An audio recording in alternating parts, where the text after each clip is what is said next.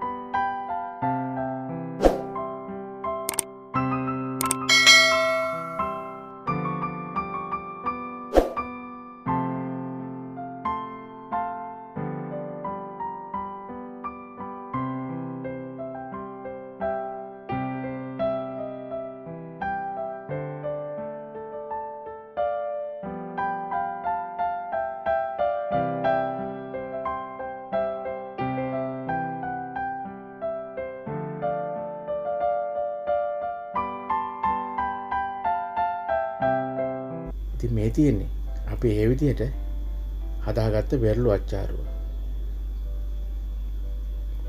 මේක අපි ආහාරයට ගන්න ටිකක් නිමෙන්න තියලා තමයි ආහාරයට ගන්න ඕනේ. ඔයාලා දකින්න ඇති මම වෙරළු තඹගත්තේ එළියේ. මම ඒකට විද්‍යාත්මක හේතුව කියන්න හරියටම දන්නේ නැහැ. ඒකත් මම ඔයාලට කියන්න.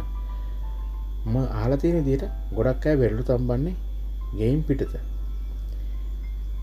මගෙත් එක වීඩියෝ එක පුරාටම හිටිය ඔයාලට හදවතින්ම ස්තුතියි.